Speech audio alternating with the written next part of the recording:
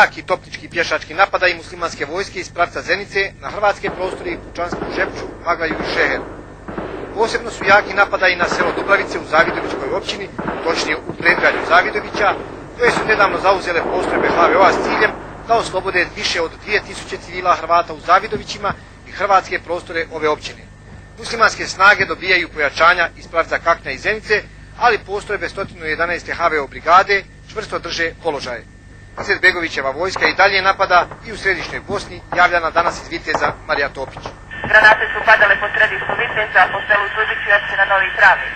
Jača pješačka vatra otvarana je u rejonima Budušica, općina Novi Travnik, te u zoni odgovornosti Travničke brigade. 3 osobe su ranjene tijekom dana. A na kiseljačko-bojničkim crtama obrane je pokušavan je pješački proboj na rejon Jašiševca uz podršku minobacačke vatre. 2 osobe su poginule, a 1 ranjena od posljedica granatiranja. U Gornjevakovskoj općini postrojbe HVO-a i dalje čvrsto drže položaje i odbijaju svaki pokušaj napadaja muslimanske vojske. Zbog izuzetne hrabrosti tijekom oslobađanja hrvatskih Doljana, pofaljena je danas i brigada Kralj Tomislav iz Tomislavgrada na čelu sa zapovjednikom Željkom Glasnovićem. Predstojnik odjela obrane Bruno Stojić pofalio je istim povodom i brigadu Hrvoje Vukčić i Hrvatinić iz Jajca i Kuprešku bojnu. Inače danas u Doljanima, koji su oslobođeni, pomalo se utvrđuju razmjere ogromnog muslimanskog zločina. Kao što vidite, ovdje su ubili Ivicu Tomića u autu. Očito Izetbegovićeva vojska je naročito voljela pljačku. Rafali po crkvi, zatim župnom uredu i stanu, neke popaljene kuće i naravno opljačkane, samo su dio njihove sklonosti. Župnik crkve u Doljanima pokazuje i kazuje i ovo. Ovdje su provalili vrata, provalili stakla, iznutra su udarili vrata da se otvore. I sve je to tako provaljeno i slupano unutra.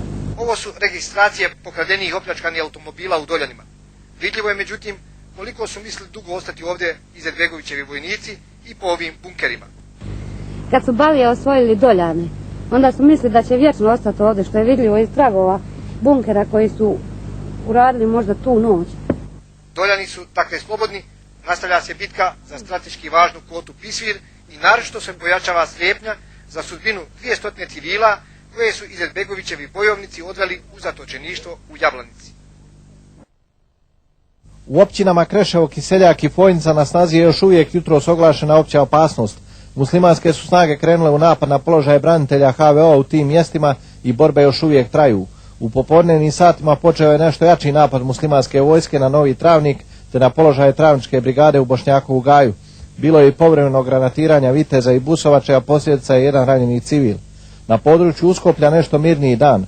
Pucalo se tek povremeno u gradu.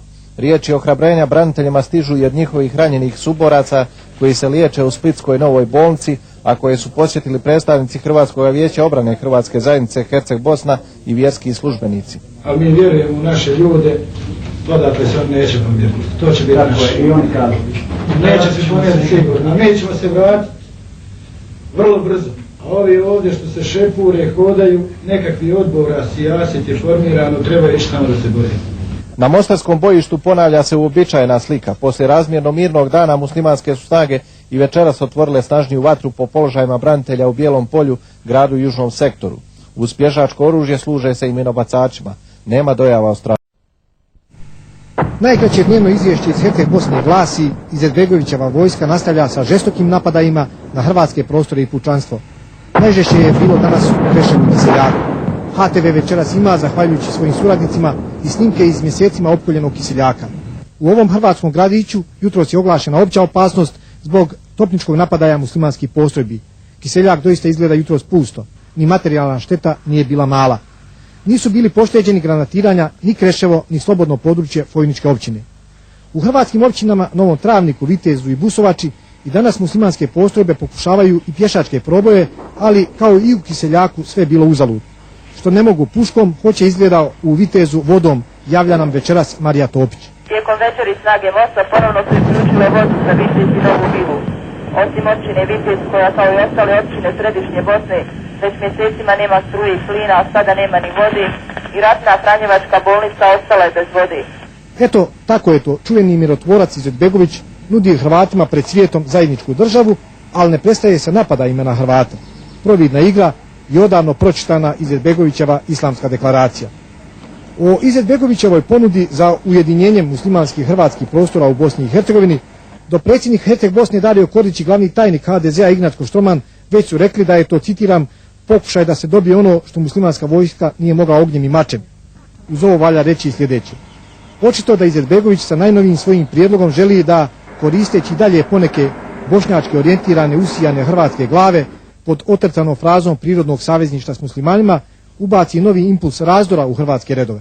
Uz to, ono što nije mogao da ostvari na srpskom prostoru, želi očito na hrvatskom da stvori, ako ne veliku, ono bar manju građansku, čitaj islamsku državu u Bosnu i Hercegovinu. Izetbegovićeva ponuda o jedinstvenom prostornom savezu sa Hrvatima nije ništa do pokušaja stvaranja, ako ne cjelovite, ono bar što veće građanske Bosne i Hercegovine. I konačno, Izetbegović najnovijim prijedlogom želi se svijetu predstaviti kao mirotvorac, a ne ono što on u stvari jeste, zločinac i prema svom, ali i hrvatskom narodu koji je doživio veća zla od njega nego od srpske strane u Bosni i Hercegovini. Providno i mizerno, zar ne? Ako vjeruje Izetbegoviću, neka dođe do Gornjeg Vakufa i neka vidi kakve su mu stvarno nakane. Povukao je snage sa Igmana i Bjelašnice da bi osvajao hrvatske prostore. Hrvatski branitelji su međutim u Gornjem Vakufu dobro učvrstili crte obrane i pomakli ih naprijed. Do Gornjeg Vakufa inače stiže se ovim putem spasa, dugom makadam cestom od 60 km između Tomislavgrada i Prozora. Nekad, točnije lani u vrijeme srpske agresije, ova se cesta zvala cestom spasa. I danas je cesta spasa za brojna gladna usta Srednje Bosne. Upravo zbog toga što je ovo put spasa još uvijek za Srednju Bosnu, cesta se uz pomoć UNPROFOR-a, koji ostalom i najviše koristi, kao što vidite, veoma proširuje. Inače, put prolazi kroz planinske vrle Tivrana i uskoro se očekuje završetak radova, pa danas saznajemo i ovo. Ova dionica 43 km, trebalo je 3 sata vremena. U kakvom je stanju put nalazi, a sada će se moći 15 do 20 minuta proći, možda za 15 dana. Ovako je svaki dan, novi konvoji humanitarne pomoći stižu tamo gdje su najpotrebniji. Zato ovu cestu i zovu u ustima Srednje Bosne. Samo nešto mirniji dan na bojišnicama Hrvatske Republike Herceg Bosne u odnosu na jučerašnji. Ovo su kadrovi snimljeni na bojišnici Uskoplja. Pješačke pucnjave ne manjka, naravno, ni borbi. U Uskoplju, zatim u području Ramske općine, primjećeno je dovlačenje novih muslimanskih snaga, priopćavaju iz glavnog stožera HVO-a, što se dovodi u izravnu vezu sa jutrošnjom Izetbegovićevom porukom, datoj posredstvom muslimanskog sarajevskog radija, da Gornji Vakuf treba zauzeti zajedno sa Mostarom. U samom Gornjem Vakufu, međutim, nakon velikih gubitaka proteklih dana, muslimanska vojska djeluje samo snajperima i pješačkim naoružanjem. Crte obrane, hrvatski branitelji, nakon vraćanja i zauzimanja važnih položaja u širem području Mačkovca, čvrsto drže. Branitelji, nakon zauzimanja